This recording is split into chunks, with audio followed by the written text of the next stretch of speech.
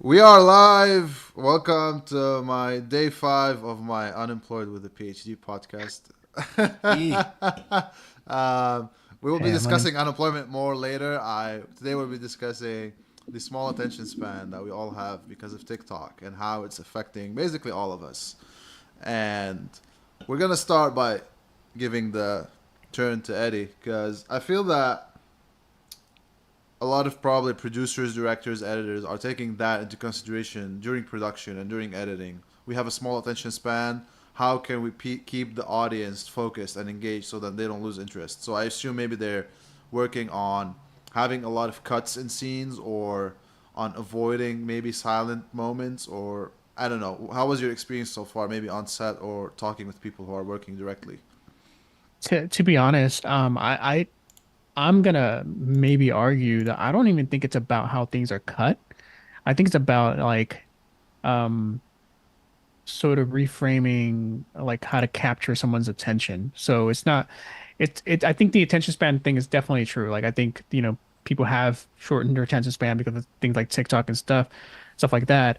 However, I do feel like in the conversations that I've had, even my most recent employer at Universal, I think there is sort of like an appetite to go to cinemas, and there is an appetite there. It's just about how to get them there, and also, I think one of the problems is like the studios are kind of like trying to figure out how to grab that attention, right? Which is gold, and I know that there's some discussions about how to use TikTok to not just promote the movies, but even just to shoot something that is for like a platform like TikTok as a sort of precursor to the movie. So for instance, like if you like, we have trailers and stuff like that. Yeah, sure.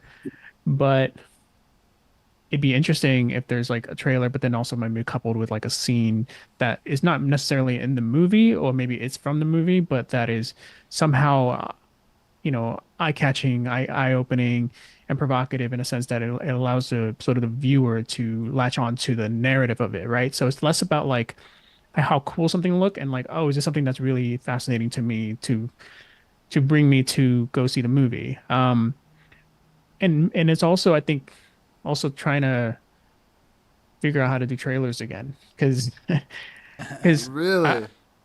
well, I mean, it's because here's the thing, because trailers, I don't know about you guys, but I feel like trailers reveal way too much sometimes. Mm, Oh Yeah. yeah, totally. They Mhm. almost tell the And full story at this point. and actually, and and people are watching those trailers on the phone, right? They're like looking at it and they're watching. I'm like, oh, okay. So I feel like I've almost seen the entire movie in like 2 minutes or whatever. And I genuinely feel like we've lost the plot, right? Like trailers are there to advertise mhm. and to kind of hook you, not to hook and, cook you on, on a fire. I think it's sort of, I think less is way more. And it's funny because that kind of applies to our attention spans because there's just less room for error in trying to retain someone's attention. So I personally think there needs to be a newer or an evolutionary approach to trailers and how we attract viewers, because right now it's just like I get so tired of like looking at a trailer in the theater or on the phone. And it's like, oh, so I know exactly what this story is all about. And sometimes even like dramatic plot points or character Yes. stuff is revealed in the trailers. I'm like, oh no.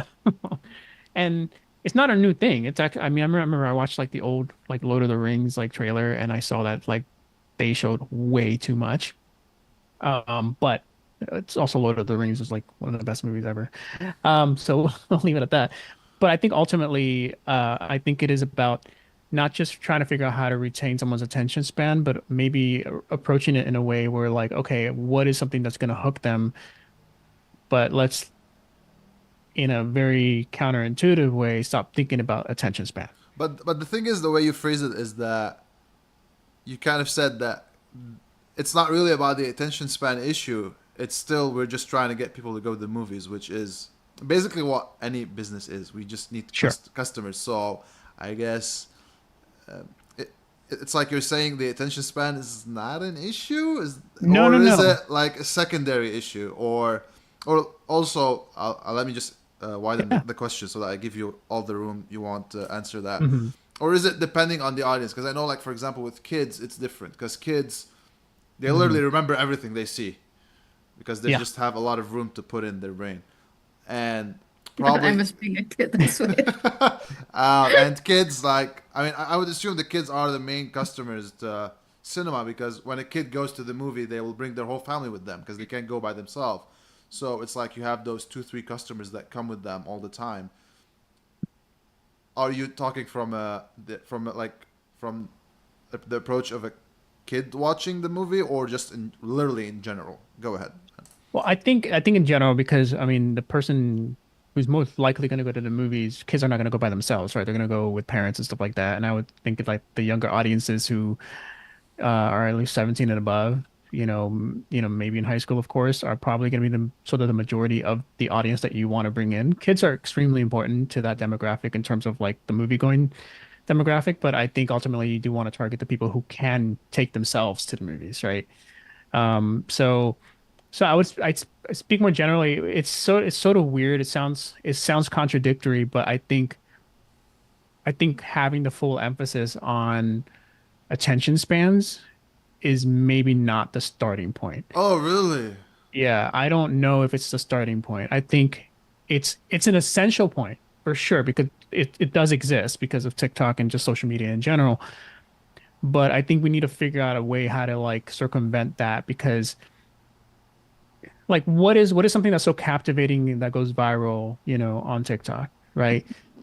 Sometimes it's the most fundamentally dumb thing or just most ridiculous thing, but there's also really other things that are very meaningful. And so is it really the attention span or is it the actual substance of what they're looking at? And again, I think it's about approaching this in a different way when it comes to like how we advertise films. Um, and again, trying to figure out a new way how to do trailers and how to distribute that. And maybe have to be very specific on as far as like, oh, and I think marketing teams do this, which is like they have a different kind of cut for something that's on your phone versus something like on YouTube or a screen. But I think it's also like maybe uniformly making it less is more, um, and hooking people. Because I think because you have such a short attention span, people are not going to watch a 2-minute trailer on their phone sometimes. Exactly. Sometimes they want to write like watch like a 30-second thing, but in that 30-second, piece is going to be so crucial. And it's like the whole idea of like Jaws, right? You you're more afraid of the monster because you don't see it. Like it's a psychological thing, right? You're just more like in tune with what's going on in the story, and you're afraid of what's going to happen because you don't really see the monster. It's sort of in the same sense of like, having a trailer like, oh, this looks interesting. What is that? And then just not really having to expand so much on a trailer where you just reveal every single plot point and then just feel like, oh, okay. So that's my thought process on it and sort of how I would maybe just think about it differently and stop paying so much attention to like how do we capture their attention span? Like, no, how do we make them interested? But let's It's say definitely you, a yeah. Okay, Matt, go ahead. I'll ask you it's later. definitely a it's definitely an art versus business part of the industry, the creative industry. I think trailers have suffered a lot of the lack of art and more of the business push. Like no, just give us enough to make sure the movie makes sense. It's like, well, you're kind of giving too much. Doesn't matter. We need to get as many people to see the movie as possible, let alone build mystique for the movie. I think different movies require different trailers. I think Lord of the Rings having a pretty explanatory trailer is okay because the books are kind of old and huge, and there's a lot about to happen in this 2.5 hour movie. So this 2 minute trailer is actually only so much, but versus like the Godfather. You actually might not want to see a lot of the plot in the trailer of The Godfather. You actually don't. Like the first two trailers that drop, go look them on YouTube. They're very, very nondescript. Like they really don't know what's about to go down. Um, I mean, it's. I think marketing, the art of marketing, has taken a blow, and you can definitely see it in trailers for sure. They're just boring. Yeah, we don't need 4 trailers.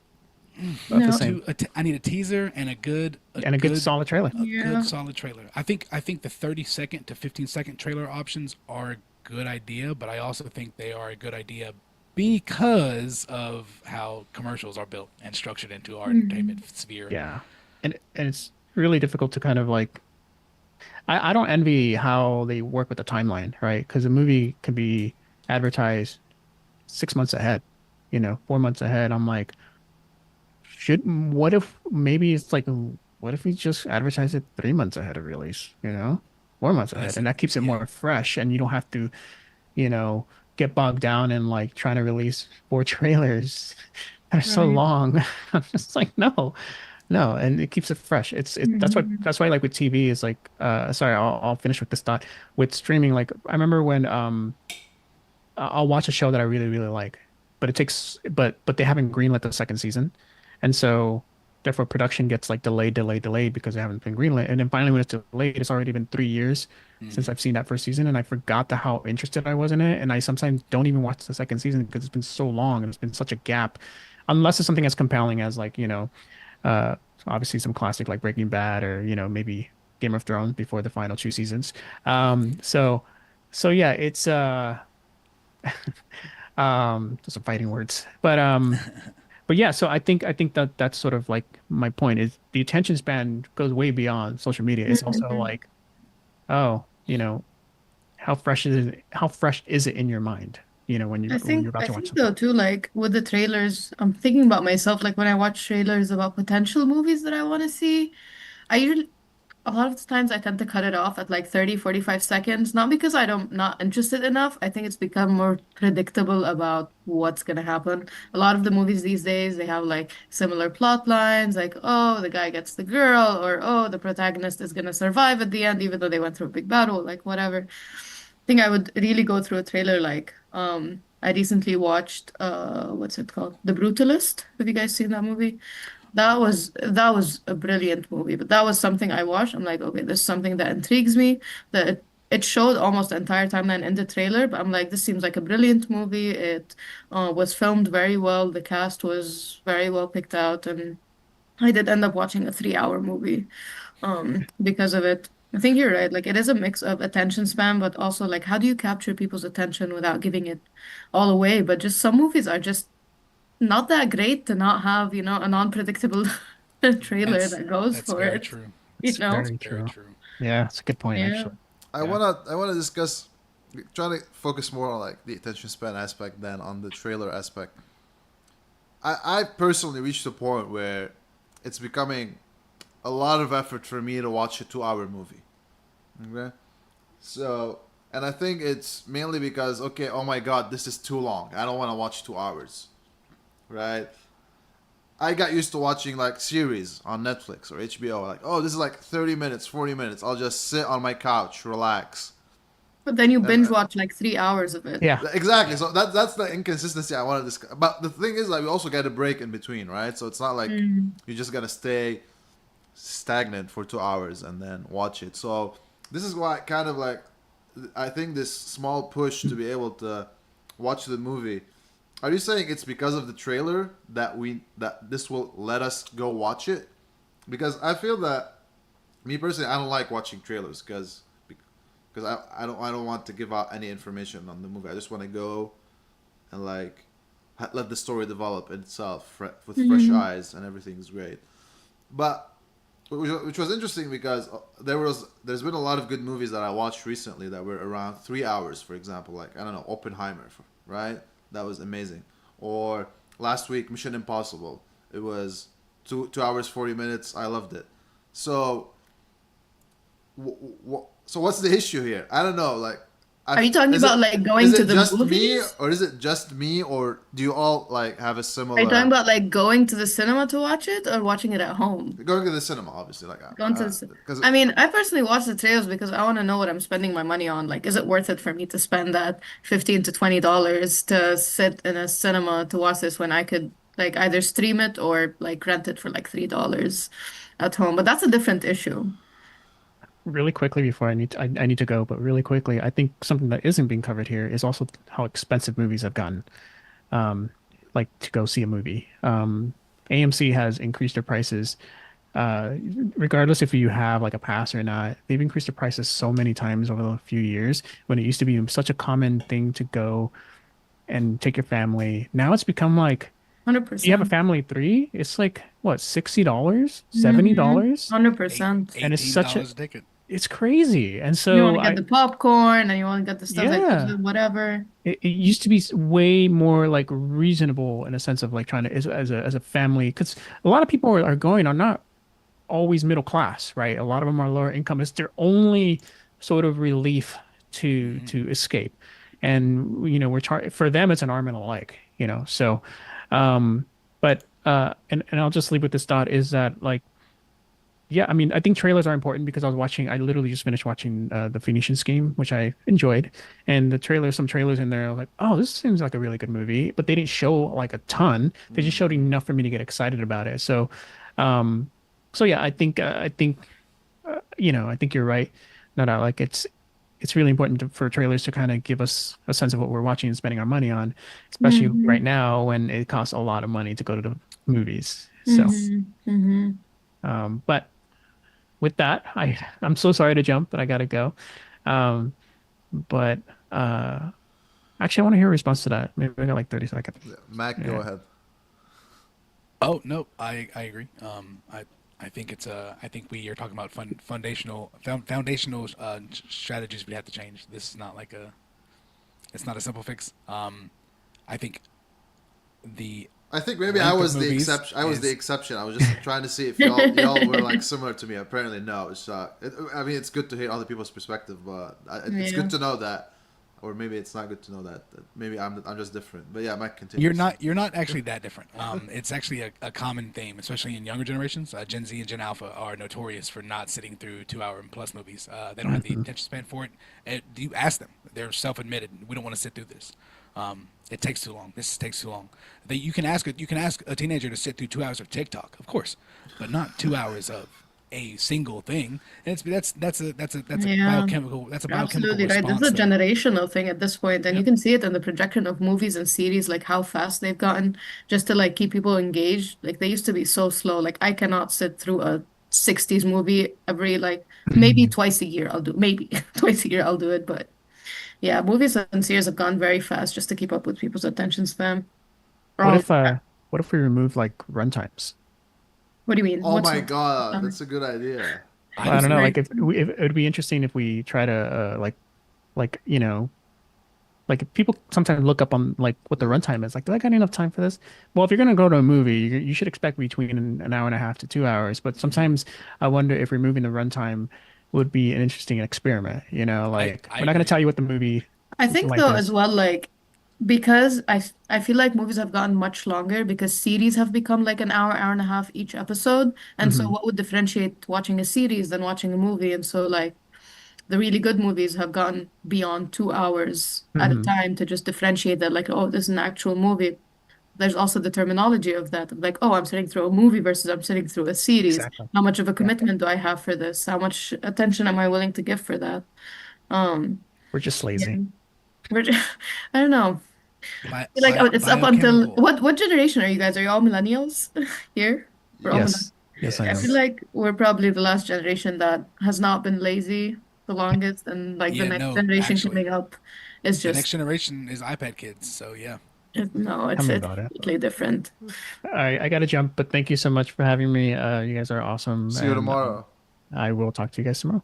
Good luck with Enjoy. your interview. Thank you. Appreciate it. All right. Bye. Seems like everybody's looking for jobs these days. Mhm. Yeah, It's a struggle out yeah. here. Everybody's looking for jobs, no, nobody's getting hired. It's wild. It's wild. Anyway, Yeah, Mac, you were saying? The I was saying that it's a there's a consequence for becoming cyborgs that we have not begun to reckon with. I mean, it's beyond the attachment to our phones. It's the interaction with the media that we consume and the amount of interaction that we have. When you're looking at these videos on your phone, this is like scientifically studied. This is like they hook people up. They study this so we understand it. But like when you watch these short form videos, these TikToks, you watch things like that, YouTube Shorts, whatever you have, Instagram Reels. When you watch these videos, you're literally releasing dopamine in the brain. It's the feel good chemical released when you eat sugar or do drugs. It makes you feel good. You know what I'm saying? And it is true. You watch a TikTok video, you get it. Have you ever gotten a good scroll like back to back to back funny like bangers? That's great. That feels awesome. Everyone, you know what I'm saying, when you experience that mythical thing, or you get like five literally the most funny things you've ever seen in your life back to back, what are you gonna do? I gotta send this to somebody. I gotta share this. Or I gotta hold on, I didn't like this. Let me save this one for later. There's so many things you can do with this, but it's short bursts of dopamine. Okay, now we talk about drug addiction. Scientifically speaking, drug addiction is a biochemical change to your brain chemistry. Your brain chemistry is changing. You are literally changing how your brain works. You go to work because you want to get money because you want to eat. You want to get money because you want to pay your bills. You want to get money because you want to buy clothes for your back. A drug addict goes to work to get money so they can buy drugs. They're gonna dress nice and go to their family meeting because they don't want anyone to know that they're buying all their money on drugs. Oh, they have a dollar left for food, but they also have a dollar left for drugs, and that's because their brain chemistry has changed. Okay, so now take away drug addiction and add in anything else. When was the last time you craved sugar? When was the last time you got mad because you were hungry? When was the last time you craved chicken? Like that's not your nervous system thinking that. That's your brain and your nervous system combined. That's you, the person I'm talking to now. The nervous system existing inside of that organic machine you call a body. That's all I'm talking to. You are subject to the responses of these biochemical and electromagnetic internal and external stimuli. That's it. So when you watch all these TikToks, you are releasing all this dopamine in short bursts, but guess what doesn't happen when you watch a 2 hour video? You're not getting that dopamine hit. It doesn't feel great to have to sit Wow. through, and it's a slog. You feel like, oh God, I have to sit through 2 more hours. Oh, you check the time; it's an hour left. You roll your eyes in the back of your head because now you have an hour left of this. You feel like you've been here for 2 hours. That's because your brain chemistry has changed. Yeah. Now, That's this is very not uncommon. Your brain chemistry can change for a number of reasons. Trauma itself. When you're a little kid and you got your first spanking, that's trauma. It's not, life's not ruined. You know what I'm saying? You can go to therapy or it's maybe made you better, but it's still a little bit of trauma. Your brain and your body remember it might make you a better person. Maybe it made you more disciplined. Maybe it made you a little more scared of your mom. But there's a change that occurred. Well, the same changes occur when you do things that you absolutely love. What's your favorite food? Right. You always want that favorite food. I'm always down for pizza. It is always pizza time. I can eat pizza for breakfast, lunch, and dinner. I don't care. I'm always down. Whatever country I'm in, pizza's probably good. right. I mean, That's this, my hit. this also relates to what you said earlier about how the newer generations are the ones who are having those small attention spans because, like you said, it's like the chemicals in their brains are just They they require just they just grew up with those brain cells that tells them that we want those small attention spans. So, our generation true. was the one who discovered the internet. You know what I'm saying? Like the internet and cell phones were discovered by millennials. We have the first major access to the internet. We also have cell phones in our pockets at all times. But this generation that came after us are the iPad kids. And the generation after that, those are the kids who can't watch, they can't eat without watching something. And they're not just watching one thing. No, no, no, no, no, no, no. That's the generation after us. That's the iPad kid. The one after that, they have an iPad and their phone and their TV going. They have a movie on. They're watching TikToks and they're playing a game on their iPad or something. Yeah. They have to be entertained by all these things. If you did that for a boomer, they'd be like, I can't keep up with all this. Too That's much very going on. true. That's One very TV true. screen is already too much for boomers. You put them through a 6 episode miniseries, their brains are on the floor because they're leaked out of their ears. But you give a 12-year-old right now three media devices, they're fine. They're perfectly fine. In fact, they're You guys seen comfortable. those like split TVs that have two different channels going on at the same Yes. time so that they can keep Requirement. up with everything? And it's like, Yes. but yeah, you're right. Like this generation is just so used to all the shorts, all the short movies, all the short clips. Like that's what keeps them engaged. That's what keeps them entertained. They don't know what it means to sit through Lord of the Rings, let's say. Every time I had to talk to a Gen Zer about Lord of the Rings, they're like, "Oh, it's too long. Oh, I haven't seen it. I've seen Harry Potter." I'm like, "Please don't. Please do not." Yeah, But three and a yeah, half it's totally hours. true. Also, like Instagram has become a lot like TikTok with the reels, and like I think there's a lawsuit going on against Mark Zuckerberg of the government being like, "Oh, you made Instagram and Facebook addictive on purpose." It's like, I don't know if it's on purpose. The guy has a business plan, and we're the ones getting addicted, actually. It's not That's that he made it addictive, but this generation, this is what they're growing up on. And like now I work with college students, and those are like pandemic graduates. So like during the pandemic, they were on the screens all the time. They were just everywhere. And their parents just gave in, like, okay, what are we gonna do? We can't take them out to see friends. They can't go out to play with anyone. They're just stuck indoors. Like, here, just take all the screens. And now working with them while they're in college is just a nightmare. Like, I can barely get them to stay focused through a 30-minute orientation. Like, I have to do backflips almost while I'm training them for stuff. If I tell them something the week before, the next week I come up like, hey, what's happening with that? Like, can you remind me again exactly what you said? Like, it's really not that hard of a task. You just gotta focus a little bit more. But then I have to like start relating it to something more generational. So I do a lot of social media for our organization, and I just have to keep it relatable. Like, oh my God, did you see that TikTok trend of like what's going on with that? And then I'm speaking their language more, and then they're understanding more of what I'm saying. But it's tiring. Like I'm not that far of like there's not that much of an age gap between me and Gen Z, but it's really tiring trying to keep up with that because, I want to be professional. I want to be intricate. I'm very detail oriented. And then I have a Gen Zer that comes up that's like, whatever, doesn't matter. Like, I'll just do it. It's just a short film. That's fine. I'm like, yes, but this short film is either going to get me more audience or it's not going to get me more audience. So we got to make it right. Then how do you make it right? And yeah. I was also thinking about something else when you were talking, Mac. You were talking about like the release of dopamine levels and how that just keeps going with those with TikTok and with videos and stuff. I just recently finished reading what's it called? Atomic Habits. It's a very known book like about making habits and whatever. And he mhm. talks about this stuff. Like you got to find the thing that actually gets you to release that dopamine and just keep doing that over and over again until it becomes the habit that is embedded in your mind. Mhm. And with this generation growing up with TikTok, growing up with Instagram, growing up with all these social media platforms, they are just going to be a roller coaster of a generation to deal with, really.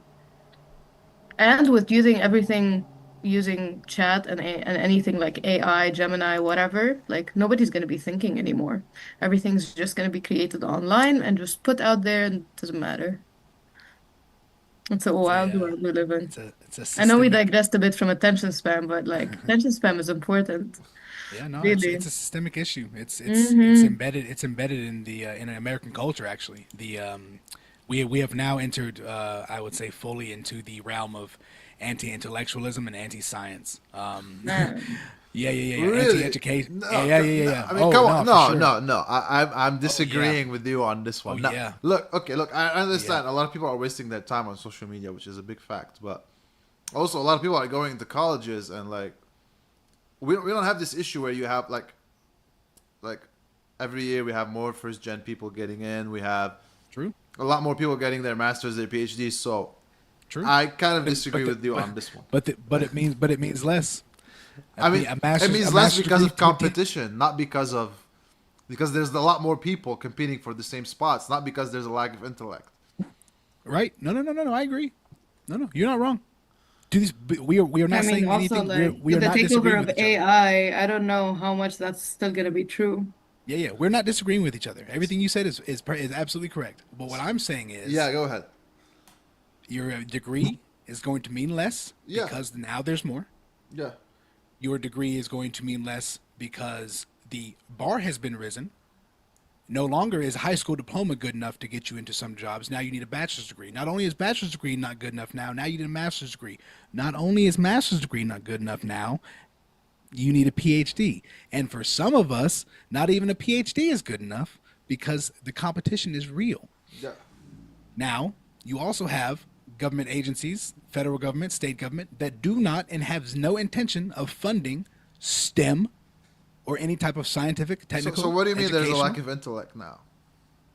Oh no, anti-intellectualism. Okay, It so is what do a, you it is mean? a it is a Elaborate. cultural. It is a so anti-intellectualism is what we have today. It is the abandonment of cohesive reasoning. It is the abandonment of evidence-based arguments.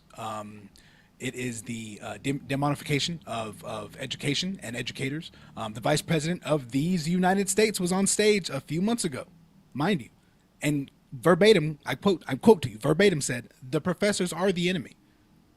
I, it's not. This isn't my opinion. I don't think this anti-intellectualism is upon us. This is handed down. You, Harvard Harvard, one of the Ivy League schools in the world, just had its federal funding threatened because we have now entered into a realm where just because you're educated doesn't mean you might be the expert.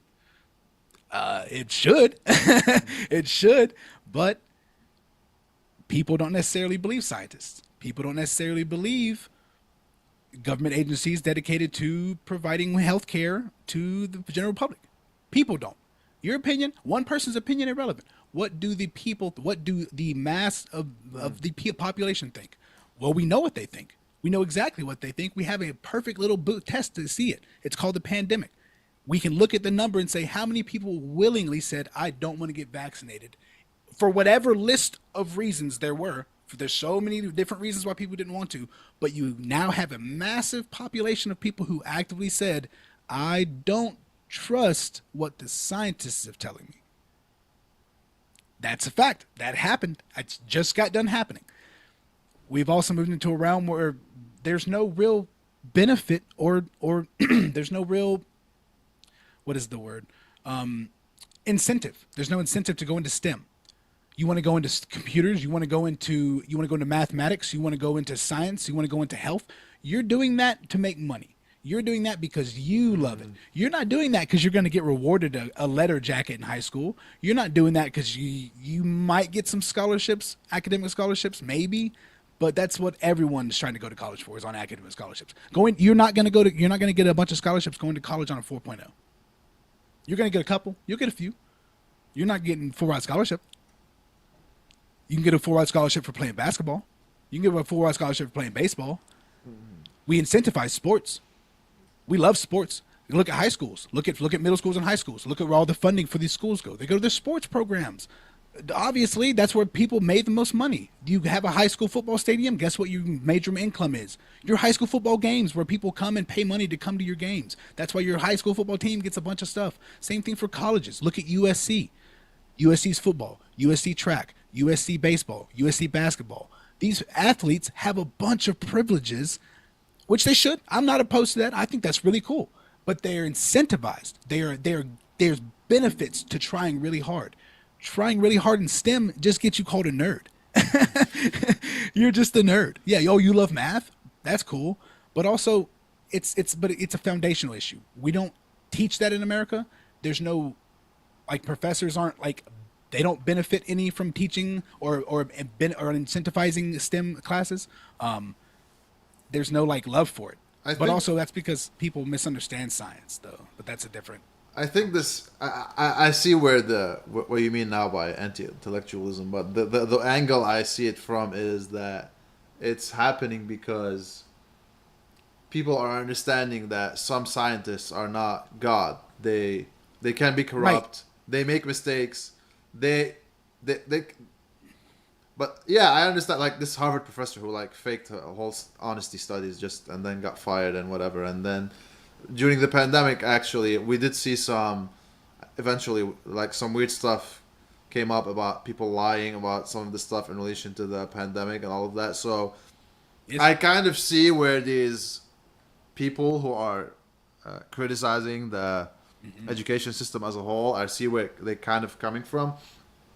Also, there's the idea that because we're on social media, like everyone, even stupid people are having their opinions heard because of the easy access to opinions and like the platforms where you can say stupid stuff as much as you want. I try not to sound elitist, but at the end of the day, I do have to grapple with the reality that like 500 years ago, dumb people just had to be dumb by themselves. They just had to keep it to themselves. The only people they could hurt were the people in their immediate vicinity.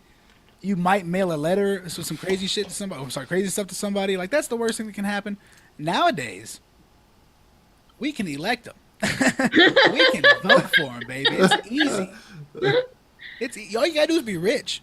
You don't have to be smart anymore. You can just be rich. That's the power. To be fair, in our countries, like those idiots have been always been elected. It's not like Oh yeah. it's Yes, not like a yes. new thing that suddenly Totally not happened to us. about We always your All see you have to it. do is, that's what I was saying. All you have to do is be rich. How do you fund a campaign? Have a bunch of money. All right. Be Now rich, or everyone you knows can who I be am. the son-in-law of the But president. I think it's not like to be again now that I'm thinking about it more. It's not really like it is an issue, but I feel that it just comes with the territory of the privilege we live in of being able to have all these discussions we're having right now and all the talks we're Yeah. having right now. Because if you think about it, We see it as a privilege. The next generation does not see this as a privilege. They're For them, it's a entitled. It's given. entitlement.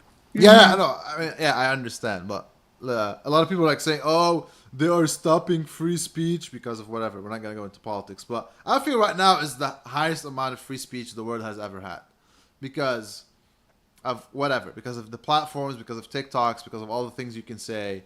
And yes, this will eventually lead to stupid people saying stupid stuff. But if you think about it, even 10 years ago, there are certain things that if you said, let's not talk about current politics, let's talk about, I don't know, the founding fathers, okay? 10 years ago, if someone said that Thomas Jefferson did all the weird stuff he did, he would, like, maybe he or she would get fired from the job, or like there would have been some backlash. But right now, you have a lot more freedom, for example, to criticize the things that happened in the 1700s. So I feel that yes, it's an issue that we have a lot of dumb people that have platforms, but I think it just comes with the territory of the privilege we have right now.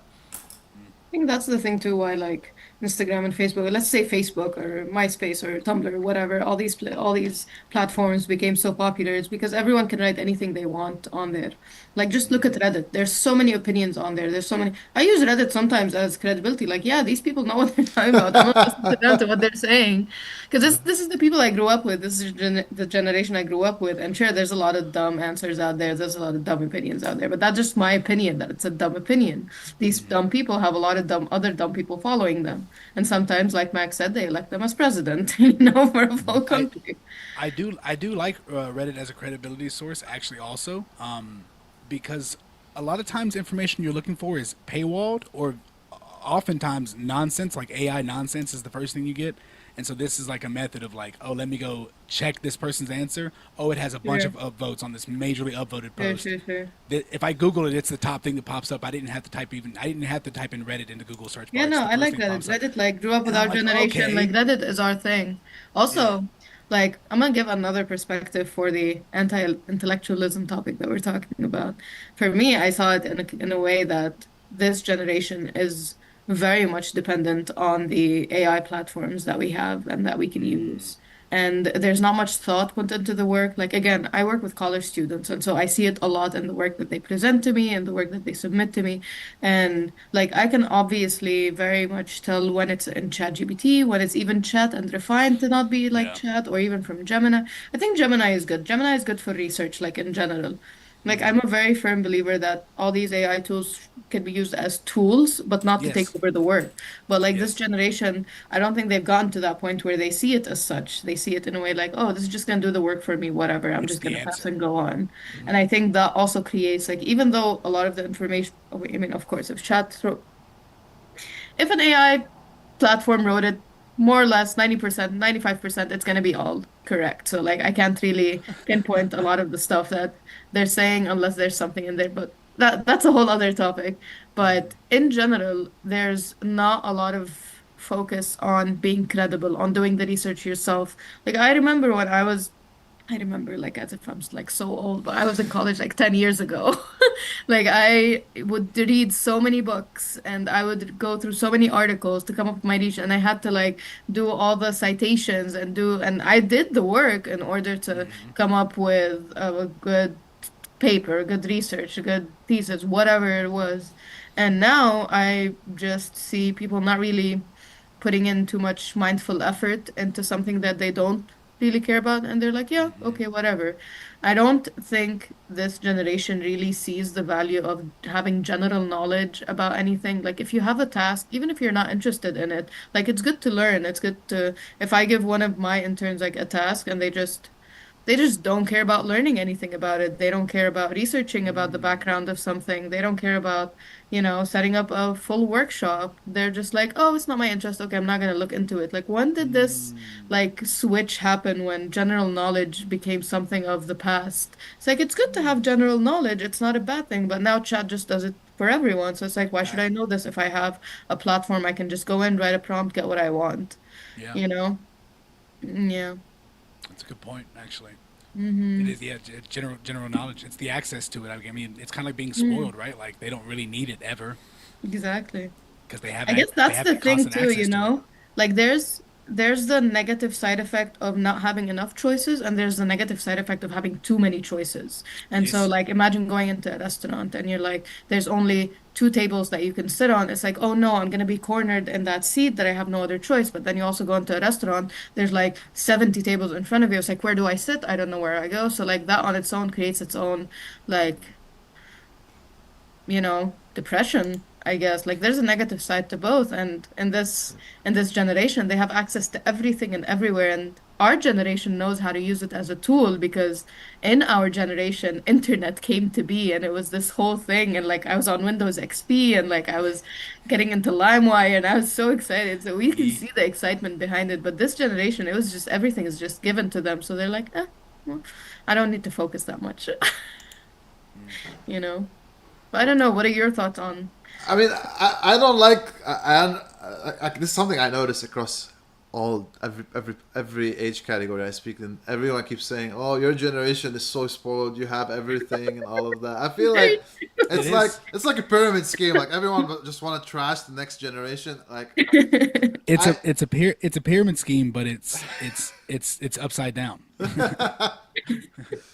look. I do agree that each generation is getting more spoiled with time, but I don't think we should hold it against them because there's always pros and cons. And the big Yeah, con that newer generations keep having is the fact that competition just gets stronger and stronger. 20 years ago, 30 years ago, all you had to do was graduate college and yeah, you're guaranteed to get a house, to get a car, to raise a family, Hmm. right? Very true. The competition was much less. If you wanted to be an actor, if you wanted to make a movie, all you had to do was just literally move to LA and then work your way one way or another and you'll be doing it. But right now, yeah. things are more. Yes, you have a lot more tools. You have a lot more privilege with, let's say, freedom Hmm. of speech, with the quickness of things, with the ordering, with the internet, blah, blah, blah, blah. All the good stuff that we have. But if you want to be the best right now, it just keeps getting harder and harder. It's very true. That is And very, very true. it's not as yeah. So I feel that It's let's that's not I don't want to make the discussion that oh the new generation is too spoiled. Oh the like no, no, No, no, it's no. not the I case. don't like It's this not that it's approach. Yeah. No, you're it's not absolutely right, though. it's not an Yeah. attack on them. Yeah, yeah. It's the simple fact that they're again, it's a brain, it's a generational thing. It's a brain chemistry thing. Hmm. It's access to this information and this thing that everyone has. These kids are born with TikTok on their phone already. Hmm. They don't have a chance. I can't be mad at them for it. They never stood a chance. They are victims of their environment just as much as I'm a victim of my environment. I was a millennial. You think talking about Harry Potter stuff to teenagers is cool? They're making fun of you for it. Cause it's Yeah. cringe. Cause you're 30 plus. They don't. No one cares about that stuff anymore. I care Yeah. about that stuff a lot. Yeah. I Yeah. think it's Yeah. cool. They don't care. And in 30 plus years, they're gonna have the same exact thing go down. They're gonna be like, wow, these Gen X12ers are super annoying. They have their microchip poking out of their forehead. It's That's very ridiculous. They're true. walking around with their forehead sticking out. You Yeah. know what I'm Yeah. saying? Yeah. It's No, you're just absolutely that's just the right, Raul. Like generation. I remember growing up, and I would like a very simple example, like when I got a Kindle when I was younger, and my uncle would look at me and like, "Oh, this generation, nobody wants to hold real books anymore. Everything has to be digitized." And I'm like, "Well, this is the new generation we're taking over." Something as simple as that. The older generation thinks we're the ones who have it easy, and it's like we Yeah. have all this access. And yeah, it's absolutely a generational thing. And But Yeah. yeah, like connecting that back to the whole attention span thing, I think also with each generation, because we have a low attention span, because we want things to go very quickly, because we're trying to hustle, hustle, hustle much faster and much more than previous generations, that limits our attention span to how much like we're trying to be the best, we're trying to compete. But in order to compete these days, you have to have like a very broad spectrum of specialties. You have to know this, you have to know that. Like you can't just focus on one thing. And I think that Mm, also causes the I don't know if this is the right word, like the disparity in like the attention span, because I have to like in my work, I have to focus on social media. Also have to focus on creating curriculums for these students. mhm. I also have to focus on volunteer training. Just because I'm trying to compete in this, I also have to focus on my LinkedIn. I also have to focus on like trying to get my image out there. Like my Two parents didn't jobs. have like, Yeah, that right مثلا there, right there. like it's crazy, really. And because of me having to switch my mindset every time I'm looking at something different, then my attention span is gonna get, and that's besides that I have ADHD already, and I'm already like all over the place. I already have to It's switch my attention span from one it's thing by to the design. other. That's by Again? design. Yeah. It's all by design. You have to have multiple jobs to Yeah. feed yourself Yeah. because you are unfortunately trained to have multiple entertainment systems going. You are Mm-hmm. trained to be doing multiple projects at the same time. You are trained from elementary school to middle school to high school to college. Mm-hmm. You are That's trained very for this. true. And it's Our great grandparents only had to do one job. They had to go to one job, go to work wherever you work, your one job, and then come home. mm-hmm. What do you do in your free time? Take care of this family that you're raising. Take care of your yard. Go look at your neighbor's car. Go play with your friends in the park because they had the time for that.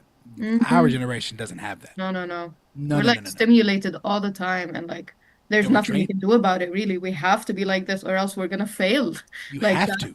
that's the problem. Yeah. You have to. So when Mm-hmm. we talk about the next generations, these next two generations specifically, like, of course they can handle three media devices at once casually as a relaxing tool. Because when they're working, they're actually doing like three jobs. They're Yeah. actually managing a social media profile and also managing the digital marketplace and also at physically at their job place. This Mm-hmm. first job, they have two other jobs they go to because they can't, Mm-hmm. like competition is, you can't work 40-hour weeks at some jobs. They just won't let you. There's other people who got to Mm-hmm. work. Mm-hmm. Mm-hmm. You know what I'm saying? It is a consequence. We are both looking at the consequences and a prediction, a potential of Yeah. the future. I think Um, this too comes like with the modernization of civilization. It's by our own hand that we got to this point because we wanted to modernize, we wanted to get to a better place in our lives, we wanted to be the future that we imagine, and it but all we went falls under that. But with that is the consequence of having to like just stay on it. Like technology is like modernizing so quickly that we can't even keep up with it. we are And ill prepared mm-hmm, to become cyborgs. mm-hmm. That's what I said at the beginning. I see a I've been thinking about Futurama it for a future while. like We are where not we're going. prepared for it. Mm-mm. The technology has exponentially progressed at an Mm-hmm. exponential rate. It is constantly getting faster and fast, progressing faster and faster. We Mm-hmm. do not do that. Human Yeah, beings do not that's adapt true. that quickly. The amount of the technological advance in the past 500 years versus the human being advancement evolutionarily over 10,000 years is not even close. It's Yeah. not even close.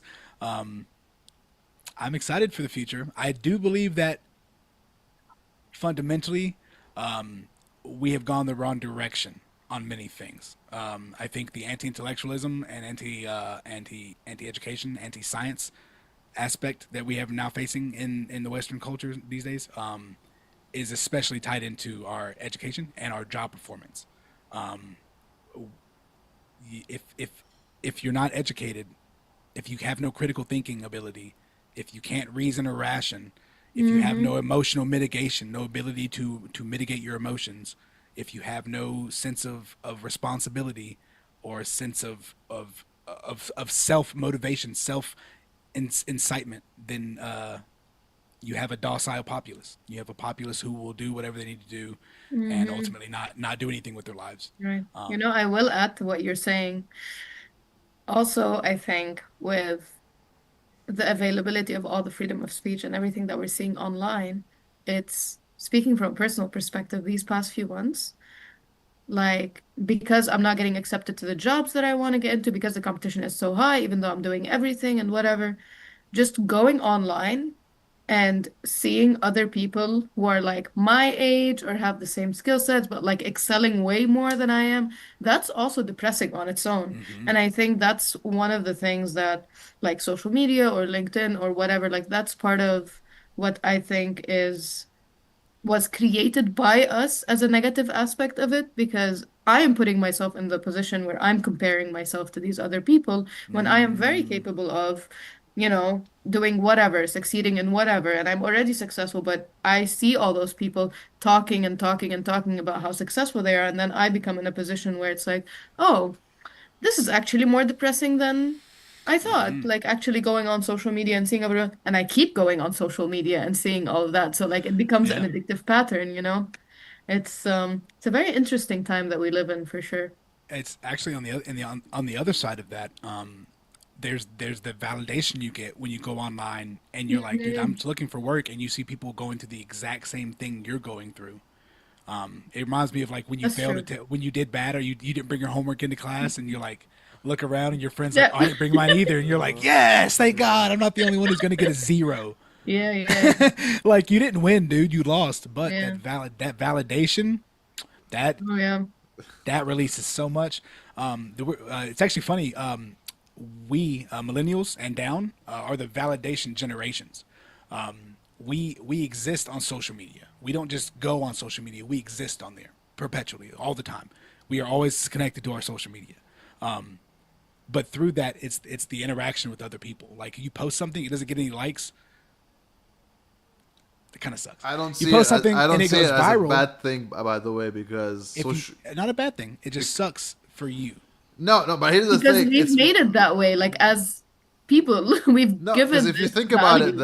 the previous generations they didn't have those social media, so Yeah. they basically had zero validation. Because you notice it, like right now, It's social validation. at least you have now the ability to get that validation, and you know that if you didn't get it, it's because you didn't work hard enough on these platforms. Because look, no, no, Ah, no, right. seriously, seriously. But you require it. We require it. It feeds it feeds the beast. That's why we're the validation generations, because we don't just do anything online. We do things so other people can see it. Hmm. Why do you have pictures of fireworks on your phone? Everyone sees fireworks. Why do you have those pictures? For the off chance you Oh, have to I show want to post it on somebody. Instagram. Oh, For for so you sure. can show somebody. Oh, I love Yes. posting on Instagram. Yes. And I you're my not the only followers one. demand it, of course. Yes. They want it. I'm It's not saying validation. that we don't have this. I'm just saying that the previous generations also have that. They just didn't have Yeah, the it's just tools to show much it. smaller. They didn't Yeah. have no, Mhm. no, not even smaller, man. Like I've seen a lot Well, of they had old people. social validation. Like if they go to if they go to the bar, or they go to their favorite barber shop, like they have little cliques and clubs, like their inner circles and stuff like that. But That's this still brings us validation. back to the idea that we talked about like 20 minutes ago, which is that the previous generations didn't have the privilege of, for example, getting educated, going to college. Yes, you could get a job if you weren't that educated, but there was a lot of discrimination, a Yeah, lot of yeah, like yeah, class stuff, and like all of that. And I'm saying that because I've seen those older people. Like I've yeah, yeah. discussed this with them. Like I'm like, why do you care so much about what other people are saying? Like you're in your 60s, man. Just grow up. Like it's like you notice that they grew up in a certain environment where they didn't get this Mm-hmm. validation, and I see it quite often. It's not like you could tell me like it's just one off person. It's Right, right. especially like in my culture and Nada's culture because we both grew up in the same country. It's like they're really like easily starstruck. They're really like, oh, look at me, look what I did. It's just, and you notice it with the older generations is that they didn't get this validation, Hmm. Mm-hmm. and You because know, they don't have mm, access to social media and all of that, they sure. weren't able to. So the only validation they get is like they took a bunch of photos when they were kids, and they're all in the skater, and they just like show it Those to are you. so precious, by the way. Like they're so precious. That's why Also, like that's why your grandparents love going over photo that's albums, very because Yeah. true. I love going through the that's photos too with that's their them. camera reel. Yeah, That's their 100%. camera reel. That's their 100%. gallery. That's their Also, reel. like Like thinking about the validation aspect of it, our parents did not have the validation they wanted, so they pushed us to like be validated and affirmations and all that. Well, my parents didn't give me too much affirmations, but we grew up as the generation as of be yourself kind of thing. Hmm. Be yourself, be true to yourself because the previous generation didn't know how to like pass that down to us. So the millennials are the generation of be yourself and everything will be fine. And I feel like Gen Z now took that as if it's their own thing and they don't get it that we're the ones who did it. It's like we are the ones who are traumatized. We will tell you to be yourself. But yeah, I think it's something that came down like a simple example of, you know, each child tries to raise their kids better than their parents raised their own kids, kind of thing. So my Wants to. The grandparents Last were, of Us. Go ahead. oh my God, it's Last of Us, man, don't get me started on that. But yeah, like my grandparents' own validation was, my grandparents didn't get the opportunity to get super educated, so their validation was giving their kids education.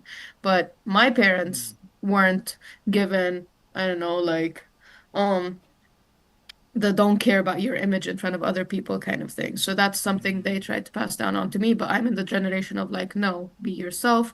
I'm not gonna be, I don't know, body shamed. I'm not gonna be whatever. And so now we're passing that on to the next generation. And I don't know what how that has to do with attention span, but yeah, let's just call it. Okay, We're Mac, talking go about ahead. the validation. You're ending the stream today. Go ahead. What's your last take?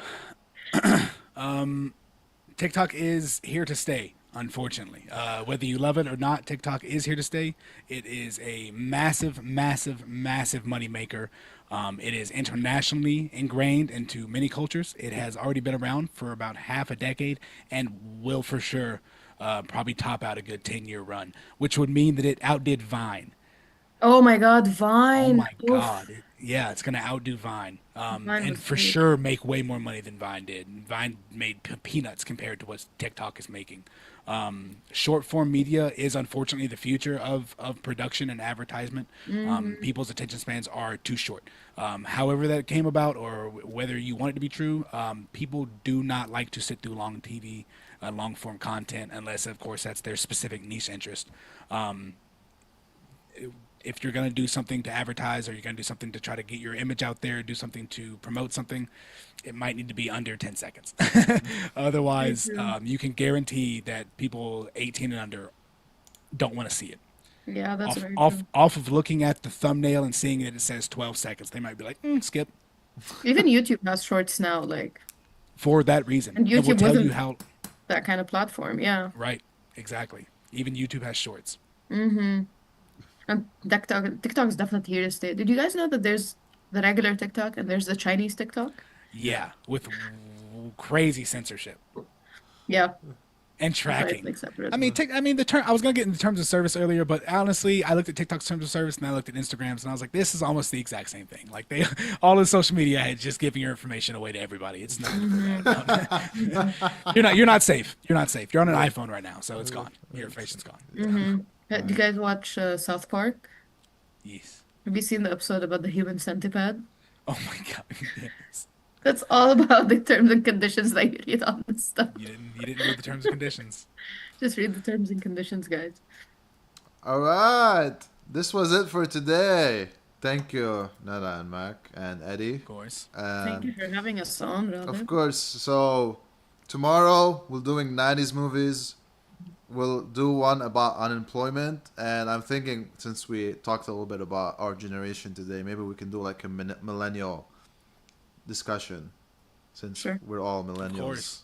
I'd The love to talk about the greatest generation that's ever lived.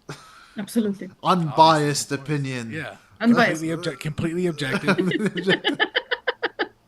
Evidence based Not a decisions dumb only. opinion that's out there that just someone is talking about on No, no, no, no, no, YouTube. no, no, No. no, no, no, no. It's gonna go viral because I'm right.